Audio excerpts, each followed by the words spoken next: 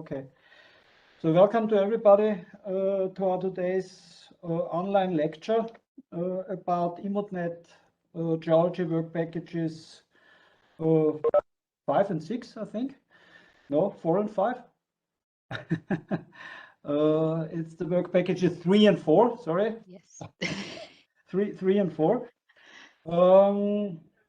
This time, this lecture is organized via our office in Brussels, and the invitation went also to the expert group communities of all the expert groups, and also to colleagues from our sister organization in South America, from AskMe. But it's a very early morning there. They're 5 to 7 hours after Europe, but maybe some of them also managed to join our meeting. There is, okay. It was very good. Welcome especially to our colleagues from South America. At the beginning, I want to explain with some words what EMODnet actually is. The acronym is spelled out as European Marine Observation and Data Network, and it is a network of about 120 organizations supported by the EU's integrated maritime policy. And these organizations work together to observe the sea, process the data according to international standards, and make that information freely available as interoperable data layers and data products. EMODnet deals with 7 discipline-based themes, so not only geology. There is also bathymetry, biology, chemistry, physics, human activity, and seabed habitats. And the results of the geology part of the last project cycle will now be the topic of this lecture.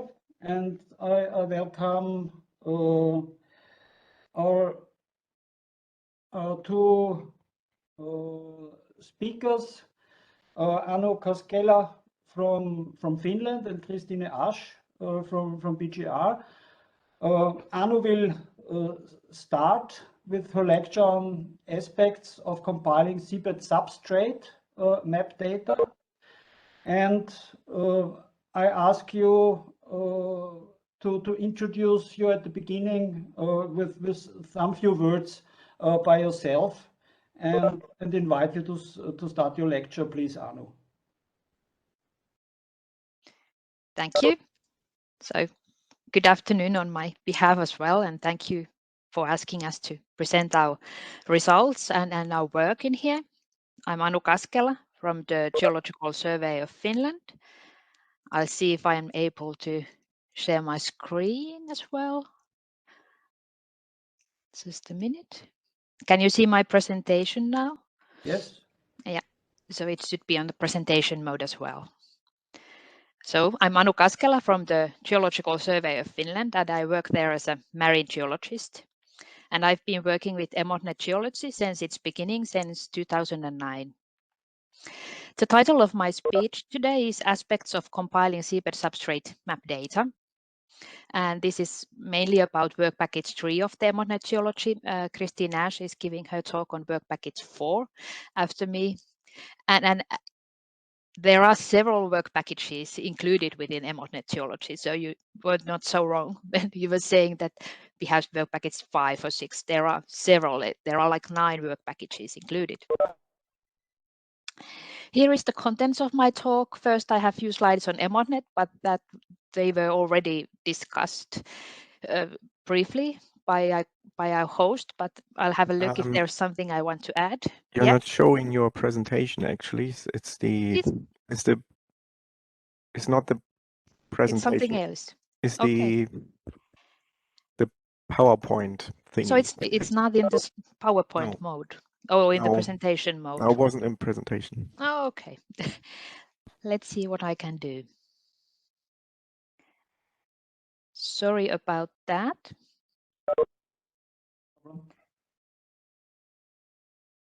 If I put it on the presentation mode before I share my screen, so let's see.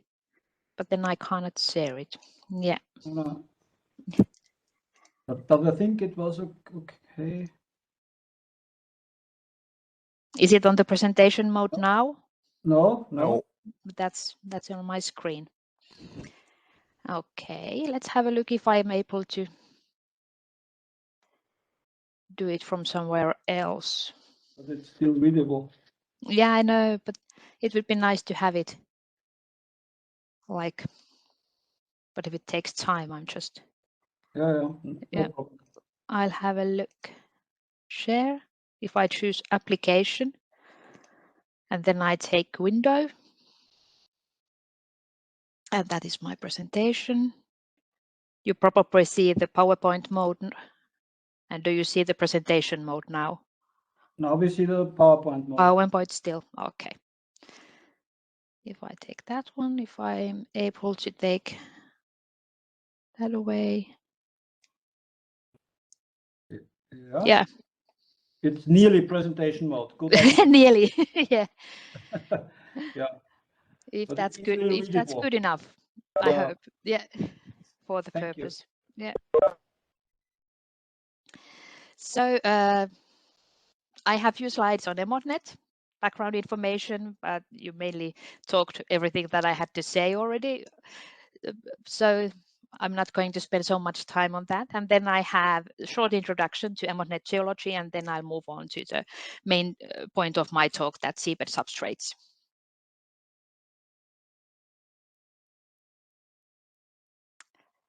So what is EMODnet? There is the acronym that was already said. It's European Marine Observation Network, and currently there are over 120 organizations included or involved within the work. So we are assembling and making data available. And it's financed by the EU, and there are 7 thematic areas, and also a data ingestion portal. Sorry, okay. There were I don't know if you saw them, but I have these instructions to do some workout during the work time, so I got a notice on that. Sorry about it.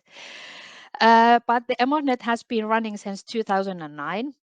And at the beginning, there was limited sea basins with about 60 institutes. So the consortium was smaller than today. And also the resolution of the data that we gathered at the time was lower than today. So it was really about identifying what kind of data we have available for the project and how we are able to process it and harmonize it. And then there are some principles included here, like collect data once and use it many times. That's one main principle of the EMODnet I consider. So it's very time consuming and costly to collect data from the marine areas, and it's only clever and wise to use it many times and not just for certain purpose. And there is also a principle to develop standard across teams and within the teams, and there is also a side project of EMODnet that's called EMODnet Base, that's actually using some methods developed in EMODnet and developing habitat information for Chinese marine areas, and that includes also seabed substrate harmonization.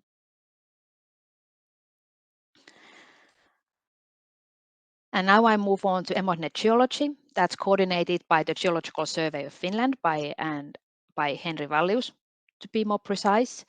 There are about 40 partner organizations included, of which 24 are members of EuroGeoSurveys, and this wide consortium enables access to vast amount of marine geological data, metadata, and other knowledge that is needed to production and the harmonization of the data.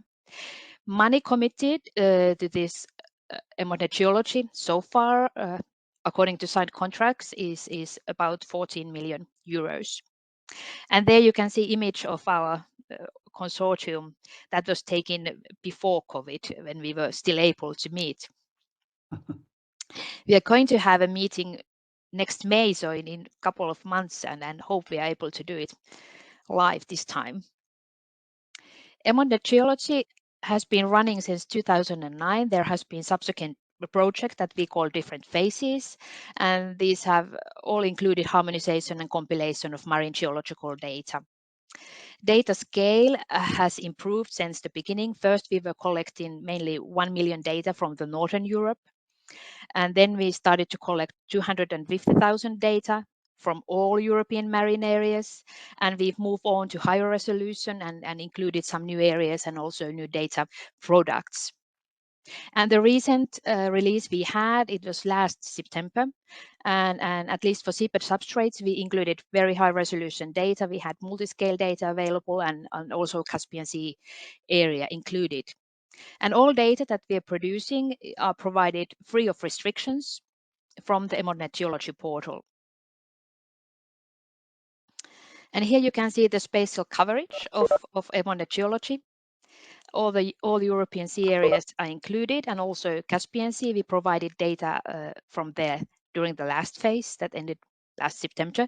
And during this current phase, we are also producing data from the Caribbean Sea. So we should have something next by September 23. So it's a really, really vast area. And here you can see the geological scope of EMODnet Geology, or one could say work packages as well. So work package 3, it's about seabed substrate and sedimentation rates. And Christine Ash is going to give a talk about seafloor geology after me. And then we also have coastal behavior, geological events and probabilities, marine minerals, and submerged landscapes. Submerged landscapes was included, I think it was during the phase 4 of the EMODnet Geology. And they all have very, very nice results of harmonizing existing data. Here you can see a snapshot of our data products that are also available at our portal. So if you're interested, please check them out.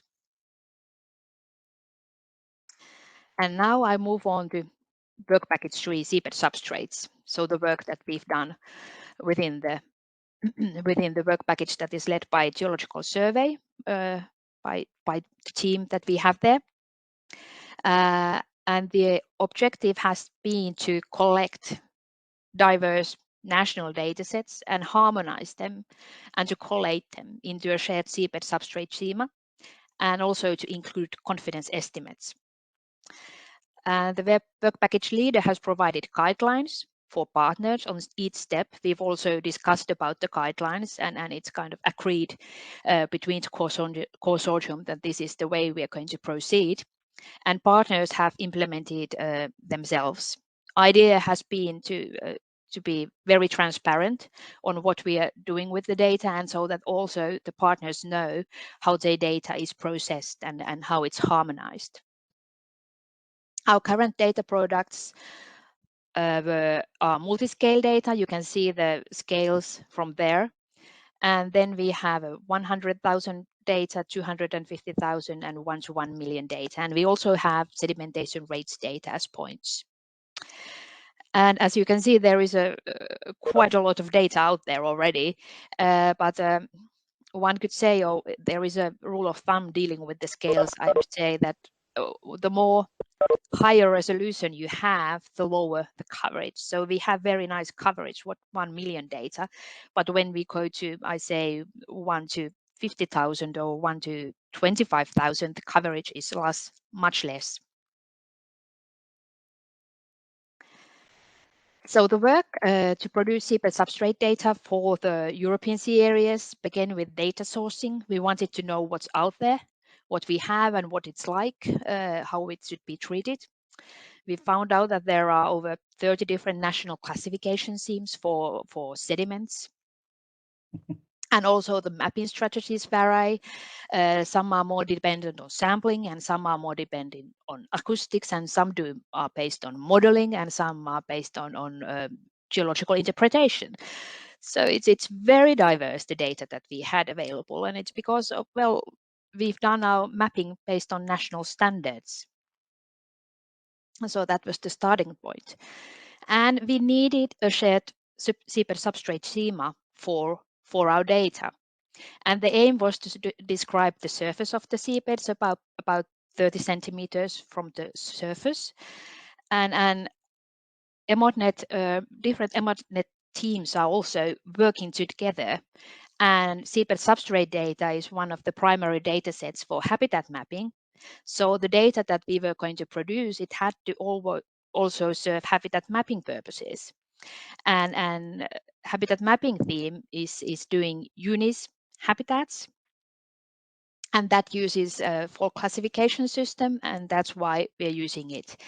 We had a classification with 5 as a minimum, 5 different substrate classes. That's sand, mud to muddy sand, mixed sediment, coarse sediment, and rock and boulders.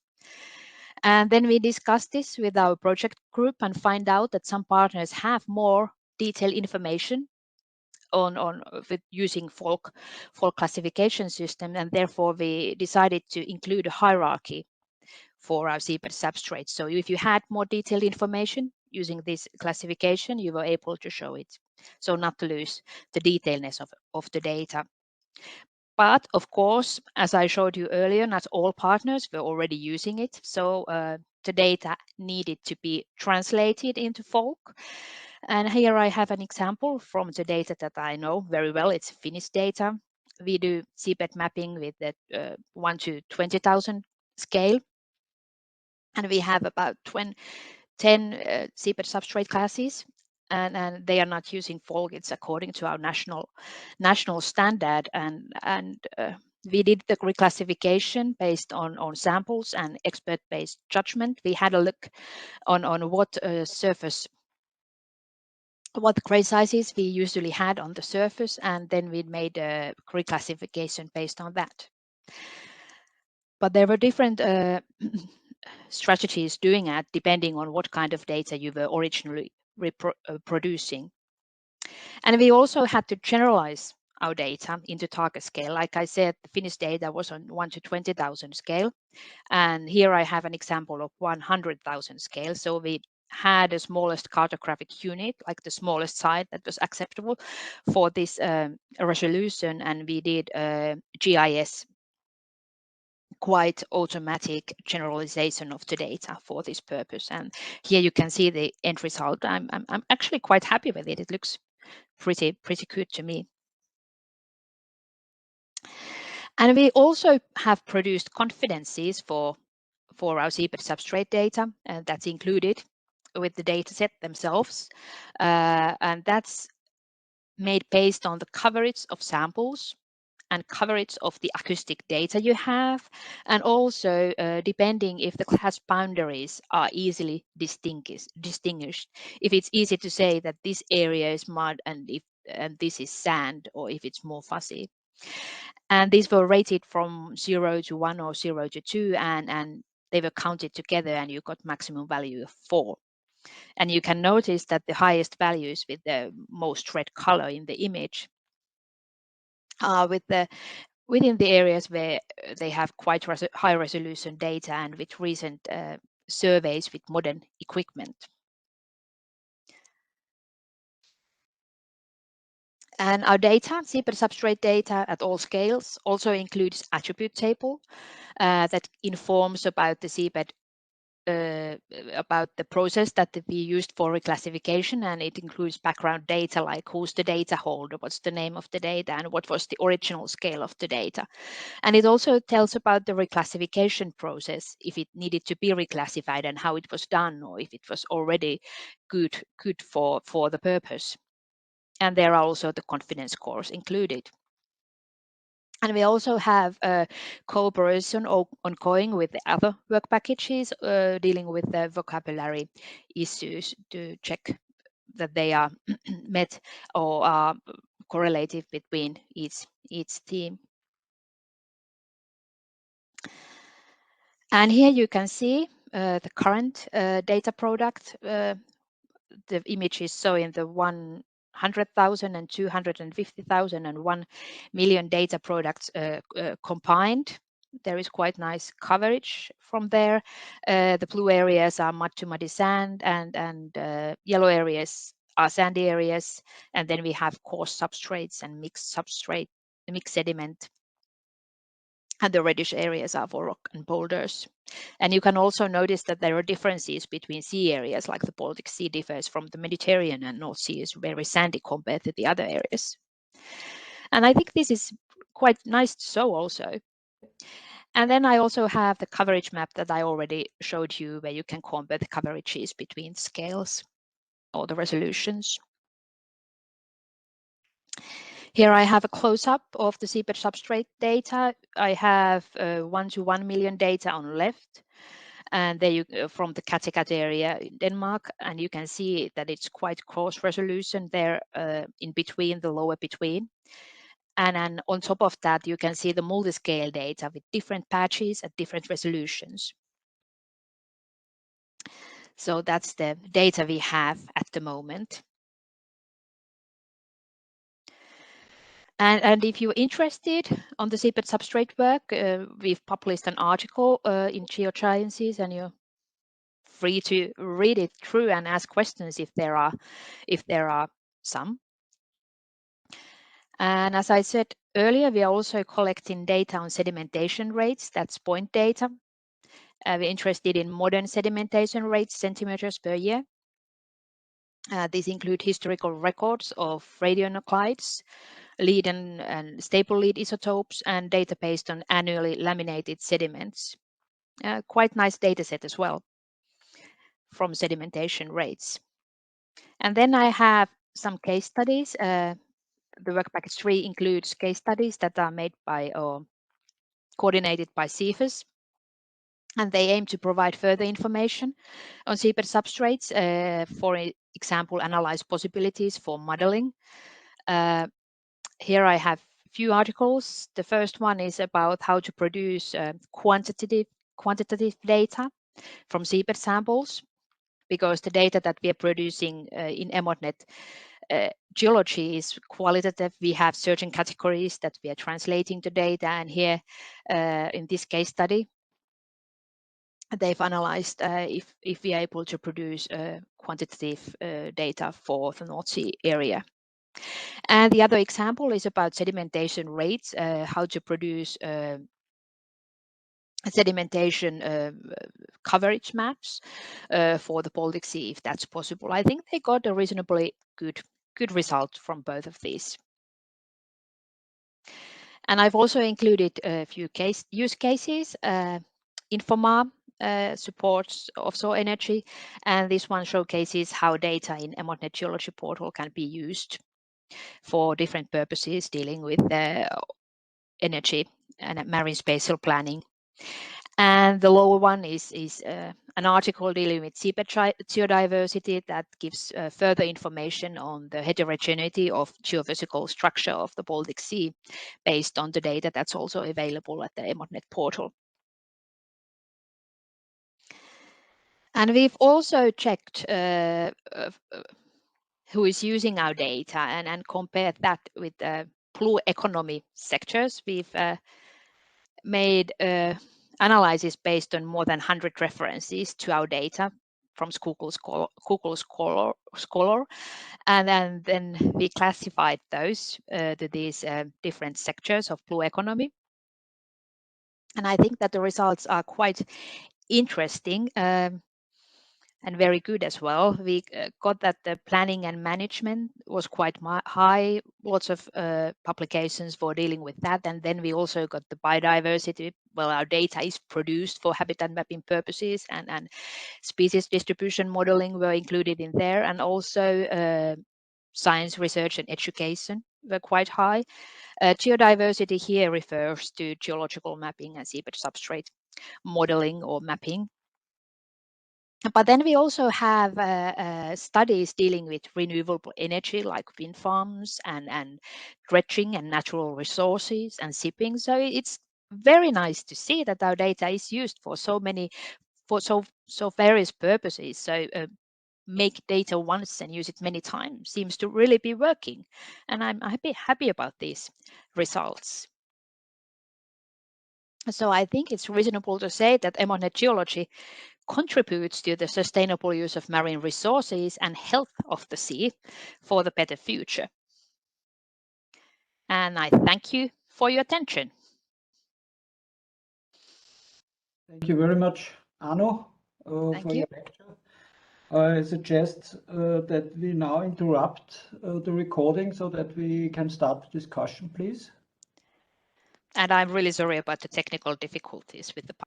Just a moment. Okay, so now we come to the second lecture in our today's session from the EMODnet Geology project. The second lecture is given by Christine Asch from BGR in Germany about EMODnet Geology Work Package 4 aspects and compiling seafloor geology and geomorphology map data. Christine is also the co-chair of our relatively young or new geological mapping and modeling expert group. Welcome, Christine, and I ask you please to start your presentation, and please do a very short self-introduction at the beginning on your own. Thank you. Okay, thank you very much for the nice introduction, Hans-Georg. Yeah, just before I'm going to give 3 words about me, thank you so much that we now have this meeting in GMME. I'm double happy to give the talk now after Anu, because it's one thing we are talking about. I'm talking about EMODnet, which is really one of my favorite projects and a wonderful group to work with. And on the other hand, I'm very happy to do this within our new founded group. So it's yeah, a double win. And the third win is it's about a topic that is very close to my heart, which is geological maps and geological mapping. So perfect. So, well, who am I? I'm Christine Asch. I work at the Federal Institute for Geosciences and Natural Resources. This is BGR, Germany. And I'm involved in EMODnet Geology since also 2009. I'm very happy there to coordinate the work package of seafloor geology. And in BGR, I'm coordinating a unit that takes care of geological databases and maps from Germany, from Europe, and also within technical cooperation. Yes. Now I would like to share my screen with you if you are ready, and hope it works. Yeah, go ahead. Okay, thank you.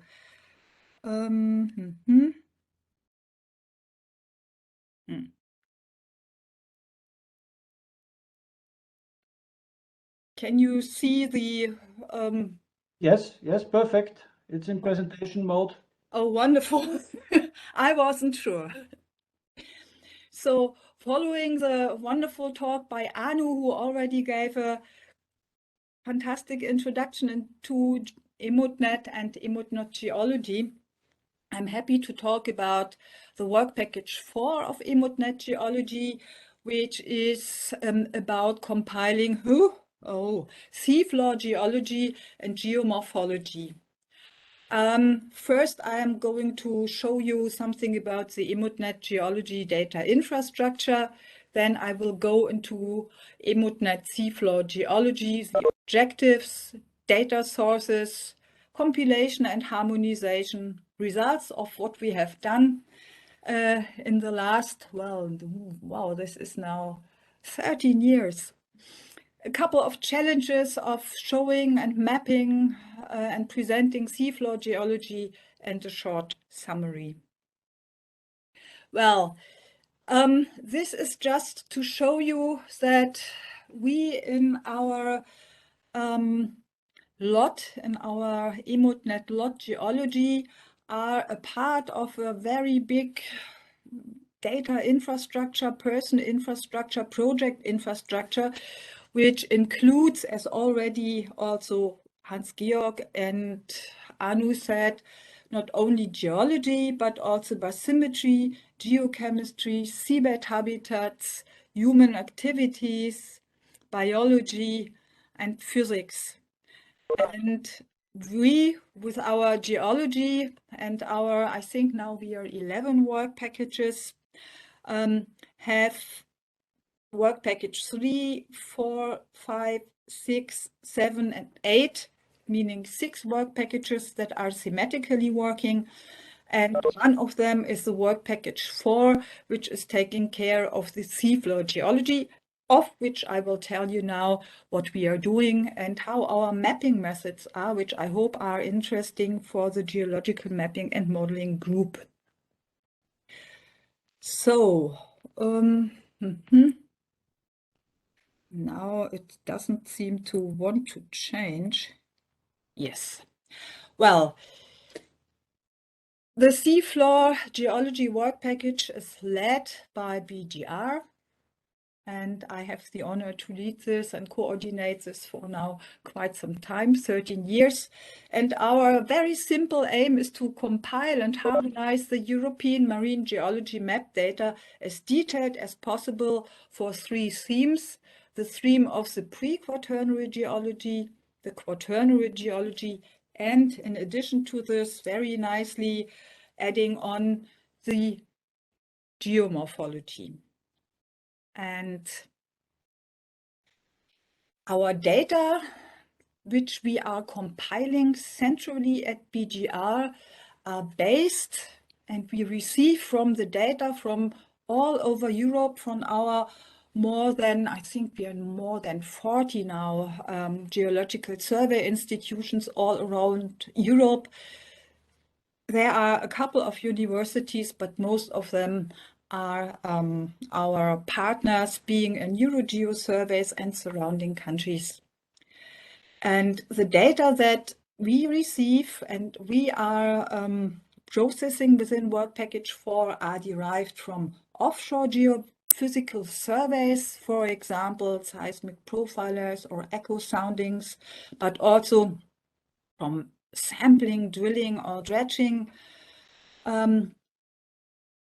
And they are also from existing projects, such, for example, from the Blue Habitats projects for the geomorphology, the IGME 5000 and the IQUAME projects, which also contribute data to this.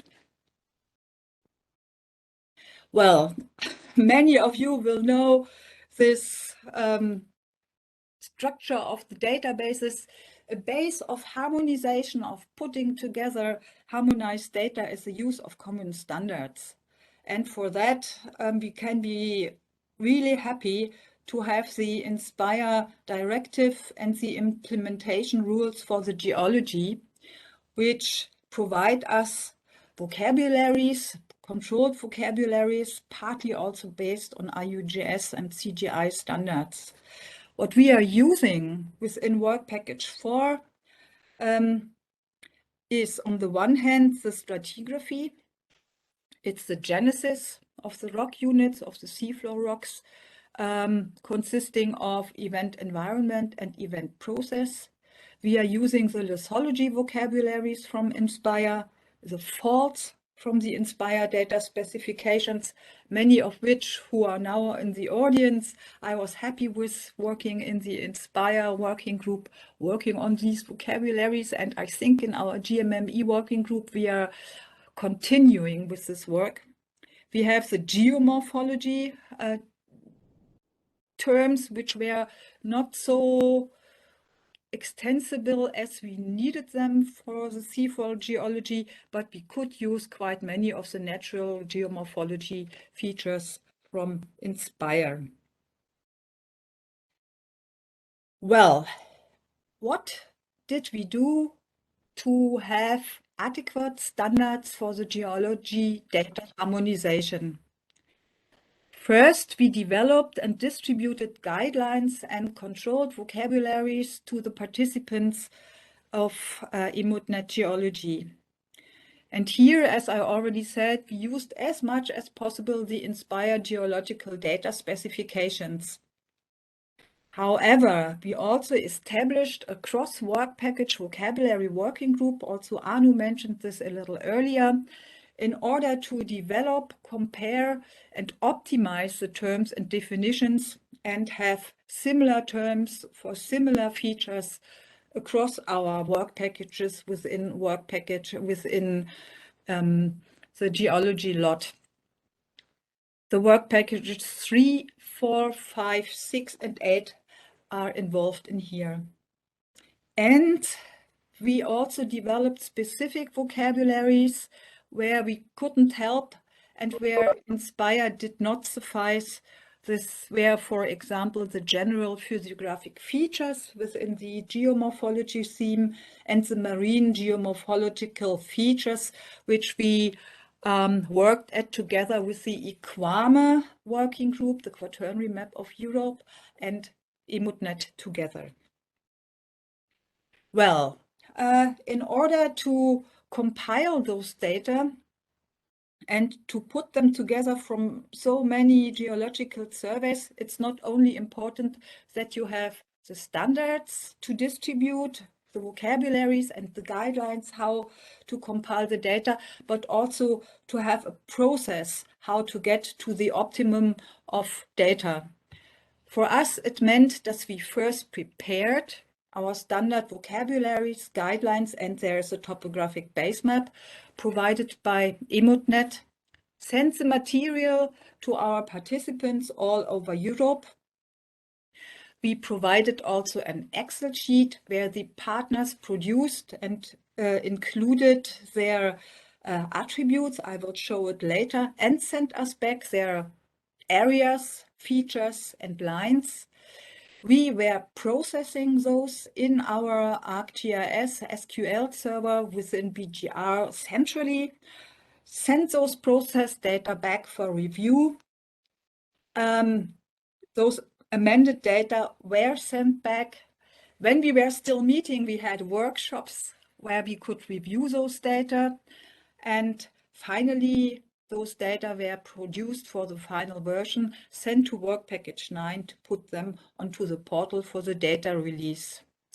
Nowadays, we have even modernized a little bit this process by first releasing the data on the BGR web server, on the GeoViewer, show them our partners for review so that they have about a month's time, and then can amend those data so that they are perfect and we can release them also on the EMODnet portal.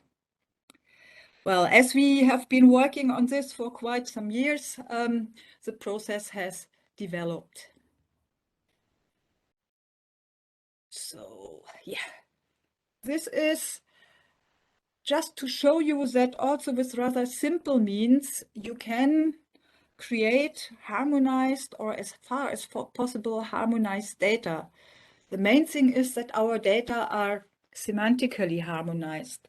For this, we have controlled vocabularies, and the controlled vocabularies can be taken from the Excel sheets we provide for each of the partners. For example, this is here for event process for the genesis of geological data, where you can use an already defined and agreed upon terms. In this case, these are terms from Inspire. But in our Excel sheets, we also, which is very important, provide and ask for metadata about where are these data coming from, what is the scale, where lies the copyright, what is the reference, what kind of project is it, how old are the data, what is the holding institute, and what is the country, so that it is clear when the data are released, and these are the metadata attached to it, that everybody who is using them can see where these data are coming from, which I find is very important, so that every provider of the data is really valued and shown. Well, Now let's get into maps. This is the geological mapping and modeling group. The work package for mapping results for the pre-quaternary. We have here the most advanced completion because the compilation started already in phase 1. We were using the IGME 5000 data of the geological map of Europe. And here you can see our complete stratigraphy coverage and our complete lithology coverage for the whole of Europe for EMODnet. These data are INSPIRE compliant, meaning that we used the inspired terms to describe the data. For the quaternary, which was our second theme, which we took care of during the last 13 years, we compiled similarly to the pre-quaternary the stratigraphy and the lithology and the event process and the event environment data for the most youngest geology we have. And we faced quite some interesting challenges here. If you see that the data that we show here are partly very, very detailed, in this case I showed the ones from a couple of data from Germany, you can't see this if you're trying to get only an overview on the data. This is why we followed the good example of work package 3, which Anu just showed, and subdivided our data according to scale, meaning that we subdivided our quaternary data into 4 layers, those that are greater than 1 to 100,000 scale, smaller than 1 to 100,000 scale until 1 to 300,000, 1 to 300,000 until 1 to 1 million, and 1 to 1 million and less. You can see that most of the data are between 100 and 300,000. One scale big, but also the other data, we enlarge this a little bit here. We have very, very detailed data as well, which are greater than 1 to 1 million. And now allow me to go one back just to show you one of the challenges that we are dealing with and that are interesting to take care of are these incredible differing scales. The data are provided to us depending on the cruises and depending on how and also in which year the data were mapped. So for example, we have very small scale data here in the region north of Ireland, and we have very, very large scale data received by our colleagues from Belgium, which we now got also in a more general overview. But this is just an example. You have seen also our German data. We are trying to knit those data together, and this is why we started to provide them in our different scales, so that A, the servers don't need ages to show the data and load the map data, and B, in order to make it easier for the user to work with it. Yes, well, here we go to our geomorphology, which is our youngest theme within EMODnet Geology. These are the general physiographic features who show just an overview of our geomorphology, the continental shelf, slope, rise, and the ridge, which is a nice entry into our more detailed data, where you can see that you have little patches of information, which is very large scaled, that shows delta lobes, dune fields, debris avalanches, submarine fan, estuaries, basins, canyons, channels, gullies, and so on, which are if you only get into the picture at first, not discernible, this is why we first started with the general physiographic features. Well, all these EMODnet geology maps and the results from all our work packages are visible at EMODnet Geology.eu at the map viewer, and all the work package 4 results are also published at the Geo viewer of BGR, where you can have a look at the data. First, we, as I earlier said, provide them there in order to quality check them and to provide the data as best as possible to EMODnet Geology. Well, come on. Yeah. We were talking about the scales, the different scales as challenges for the seafloor geology. Another challenge are the rather patchy data availabilities. For example, along ship tracks or those areas who has been mapped well, neighboring areas that have not been mapped well. The discrepancies of mapping results at the national boundaries. Here you can see along the EEZ boundary somewhere in the Baltic Sea. This is how it looks like when you start to harmonize the data, but we have been working on it. And there have been the different classifications and terms, the semantics, which is why we provided our controlled vocabularies for everyone to be on the same base and to use the same terms and definitions. So, because harmonization cannot be done all of a sudden for the whole region, the large region of the offshore areas, we defined a couple of prototype areas for the harmonization. And to just grab some out of this, there was a very nice study by Lars Kind from Belgium, together with Vera van Lanka, Fabian Paquet, Heather Stewart, and Zütze, and well, I only gave very few to this, about multi-source seamless maps and composite data products for multiple end users, which went into the details of the harmonization of the seabed geology in the southern North Sea. And this is definitely worthwhile to read further on, which would take too long if we get into this now. Another study area is our Western Baltic Sea, together with Finland, where we had our working group working on the geomorphology. This was Mikkel Andersen from GEOS, Alexander Backström from SGU, Werner Ernsten from GEOS, Jürgen Less from GEOS, Dorota Kalbas from PGI, Anu Kaskela from GTK, Alex Müller from BGR, and I.